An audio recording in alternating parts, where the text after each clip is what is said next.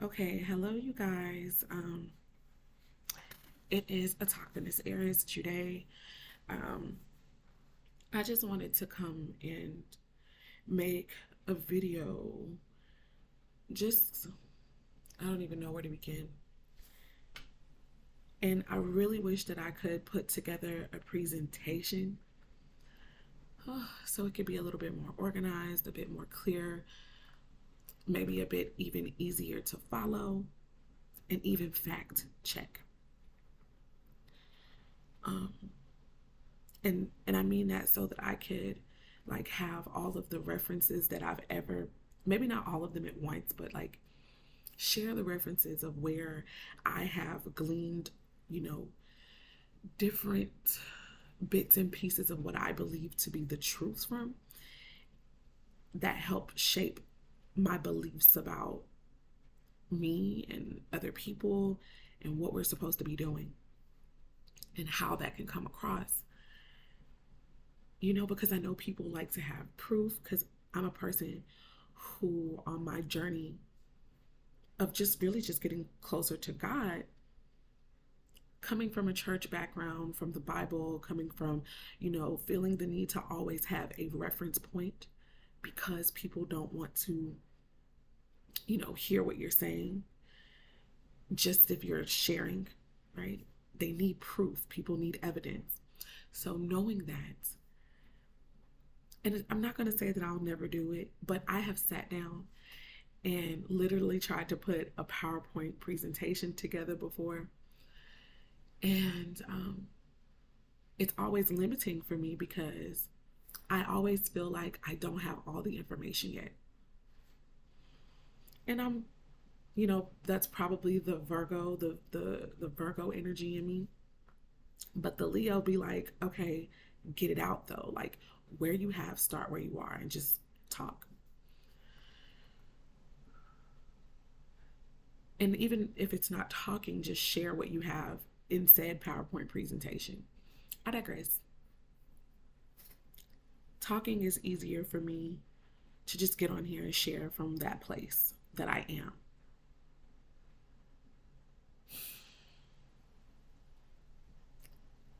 I am an avid reader. I love to read. I've always loved reading. Um, and I also want to say that before even reading,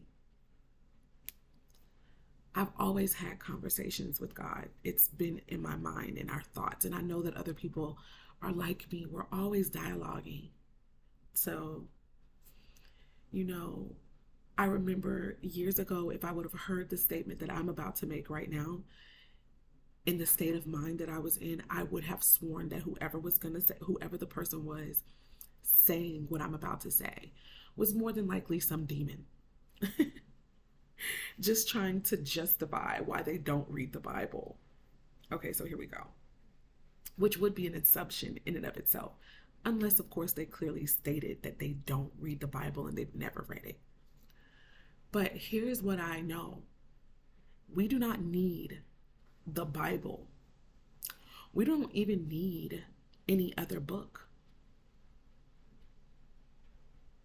The only source of information that we've ever needed was to live this life and to remain open to the connection of God that is already innately within us. That's all we needed. And that shows up through thoughts, it shows up through our dreams. You know, the Bible talks about it in the book of Job. And though Job was not necessarily an Israelite, I do believe that he was a Hebrew man. One of the first, right? Before Israel even became a nation. I digress with the background info, but I'll say this. Job, his encounter and his experience with God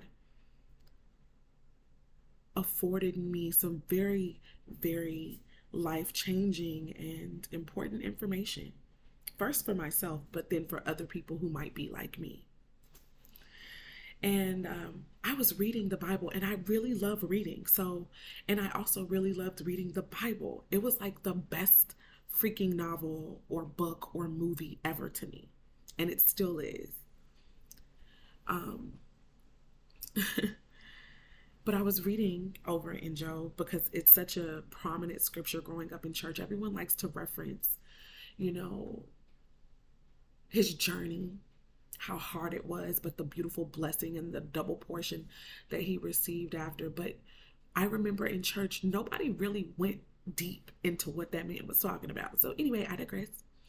In my studies of my own, and in my reading of my own, just because I enjoy gleaning information and reading and learning, I will never forget when the Spirit of the Most High showed me the way that God talks to people. And it's not the only way, but it's one of the most prominent. I'd almost say it's like the first point of contact for us. Like in a conglomeration or in a business, how people have their customer service representatives. Yeah, dreams and visions are that for the Most High. It is our first line of defense. It's our first line. And so in Job, it talks about how God gives instructions and also warnings to men. And when it says men in the word, it doesn't just mean man, although it definitely means man, but it can also mean a woman, a boy or a girl, right? So that's mankind. And it says that God gives instructions or warnings to men in their dreams while they sleep and seals the instructions. I have been a dreamer for probably even longer than I know. Like, as far as I'm concerned, and I'm mixing both the current way that I believe and I know now with what I used to understand back then. We are all asleep and we are participating in this grand dream.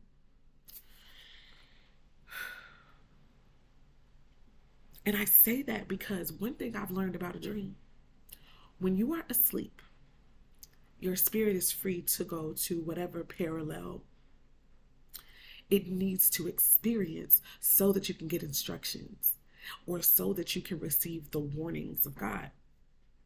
Your spirit is free. Your body may be in one particular place, but your mind is not. And so my understanding of us being asleep, even here right now in the parallel that we are, means that our spirit is free. Our mind is free to really get and receive all the messages that we're meant to, and even we're able to transmit messages to others in different parallels right now. And all of that is beautiful to me, and it is dynamic.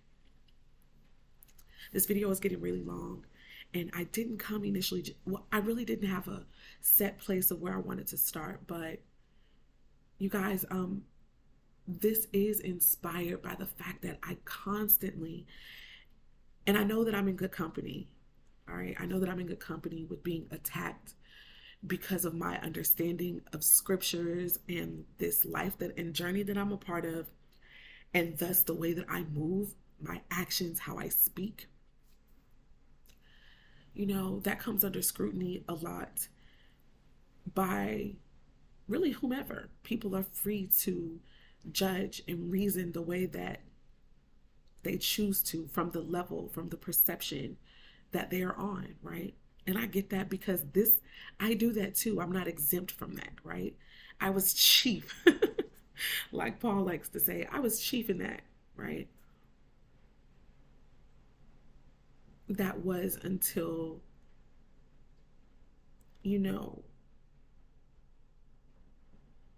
I had another encounter, because we don't just have one encounter with God. There's not just a one-hit-a-quitter encounter and we're done for and everything is fine. It's not like that. It is a series of encounters, and then these tests to show us and to prove us whether or not we are learning the things that God is trying to teach us. And when I say God, I am talking about, yes, the creator source that designed us in this experience, but I'm also talking about myself, because we have to be a part. We have to be a part of the experience. So I have to end the video here because, yeah. Or maybe I don't. I was trying to upload a video to TikTok, but maybe I'll put it somewhere else where more lengthier videos can be. But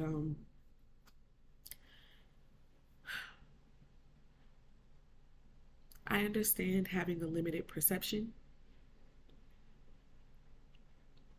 based upon our current experiences and where we're able and how far our mind is able to project.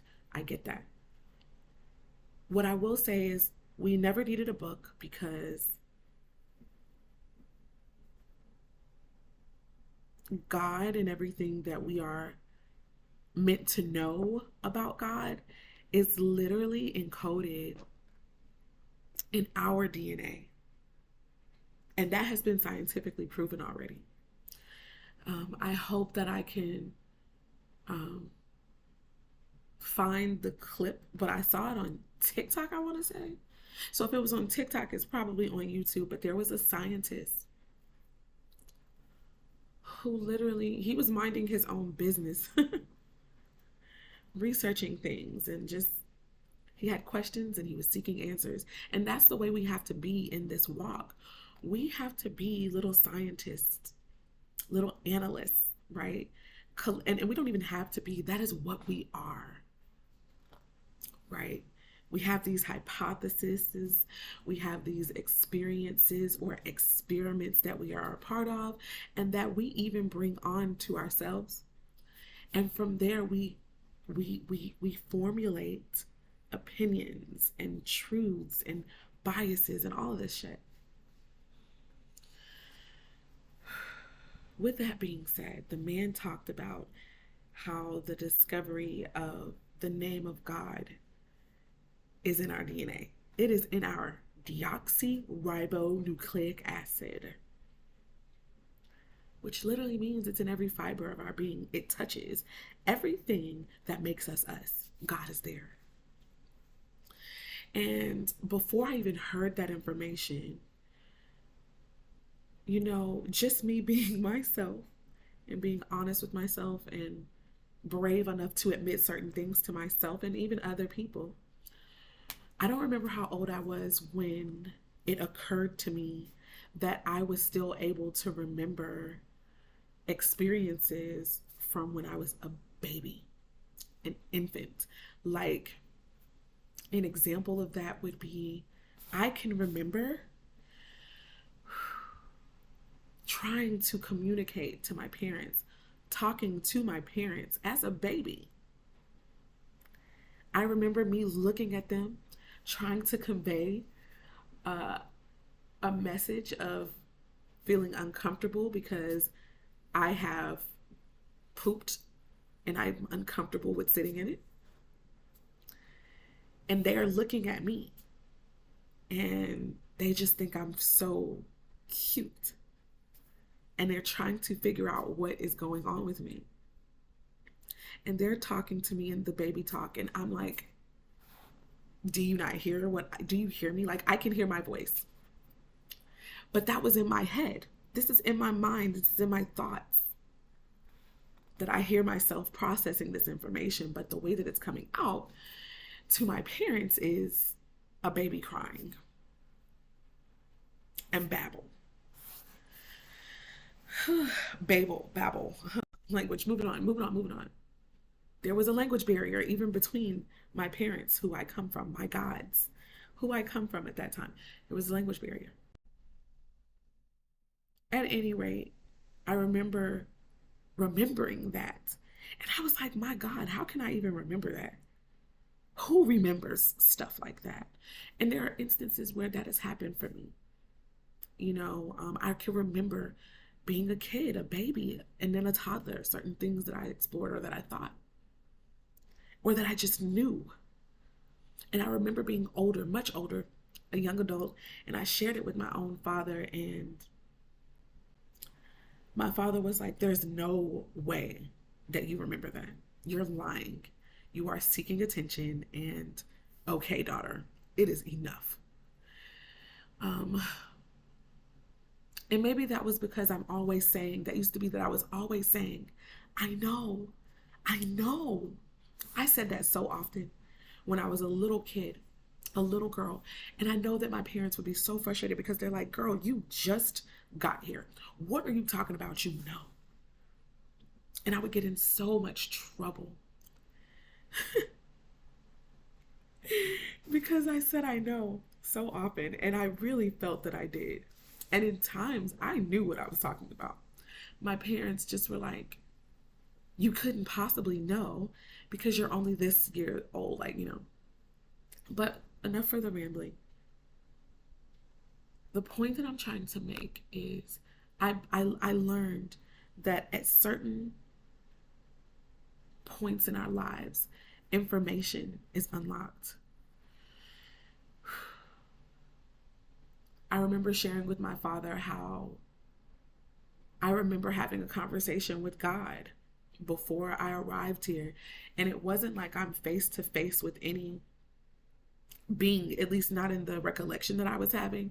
It was more about telepathic communication. I understood that I was being sent somewhere. I understood my assignment. Like I was being briefed before I made my entrance into this realm of existence. And I remember God, it's like God told me everything I needed to know before I got here. And then as I'm coming somehow out of the birth canal, it's like everything that I was told was somehow sealed for me. And even though I knew it all, and it was somewhere within the recesses of my mind, which I also see as the heart, it would have to be unlocked per experience. And it would be at appointed times or after certain signs or seasons had occurred. And this information would be unlocked and given to me. And so I knew that coming here, and somehow that recollection came up as I was a young adult woman, and I was kind of made fun of for knowing that and remembering that. But that was a very real experience for me, and I knew that I knew what I was talking about. And it was so true for me.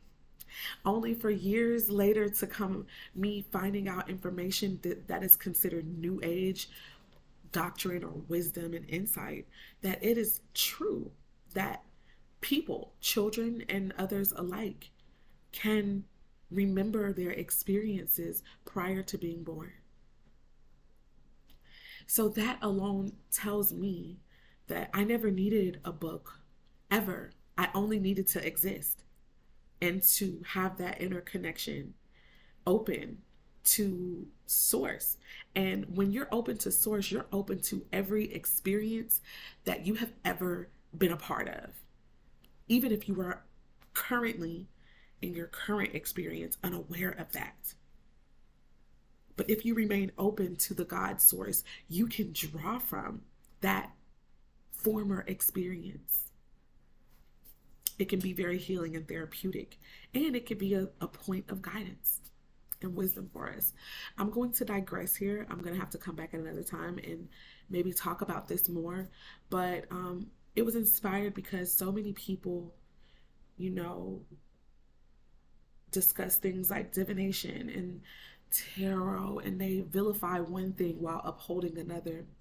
And I no longer, I will say this, in certain ways, I'm sure I do that still, just no longer in this particular way, because I've been opened up to more. So, and it came both from within me, you know, that same inner voice that has been speaking to me and been guiding me this whole entire time, as well as through books and information that have been shared from other people who also are connected to this same source. Before I go, I also want to remind people that angels and demons are two sides of the same coin. I need you to know that. And I want people to understand that angels and demons both are privy to the same information, because demons are angels who left their first home. And to be quite honest, I literally see the war of heaven in my own existence. I can't speak for other people, but the way that I perceive things, I see this war that is talked about in scripture that people put off kind of from themselves. I see it as literally what happens to each of us. We leave from our first estate, which is with in total oneness with the divine, understanding that we are powerful, and knowing we are God, knowing all things, and being in all places at once, omnipotent, just like God. And we leave that estate of being in harmony and balance with God and everyone and source to a lower estate, which is our demonic, right, aspect of us. And the war that is in heaven is the war that is within ourselves. It's in our minds. Who and what energies will we allow to be our God and our power? Where will we choose to derive our power from, our influence from? Will we remain in the lower vibrational energies that hurt ourselves first, but then others, and wreak destruction and havoc in our own lives in the world? Or will we work to climb out of the proverbial pit and choose to ascend to a higher state of consciousness, which in turn, also alters our estate? It changes where we reside. And I mean, as far as energetically and physically, it changes that. I digress. I hope that some of the things that I said makes sense. And I hope that in some way I've given proof of the esoteric nature of the Bible. The Bible is not just face value, no matter what people say. It is so much more about the state of our own consciousness in our lives, should we choose to use the wisdom that is within it. All right, until next time, peace, love, light, and darkness, which all work together to bring balance and harmony, first within ourselves and then within our world. I will be back because this is a topic that I'm very passionate about. All right, guys, if you understand or you resonate with the messages that I'm talking about, go ahead and leave a comment, share how. Also give the video a thumbs up. And if you are new, no matter what platform, well, it's going to have to go on YouTube or something, because this can't go on TikTok. But if you're new to my platform, go ahead and give me a follow. I do follow back, or subscribe, rather. I subscribe back. Bye.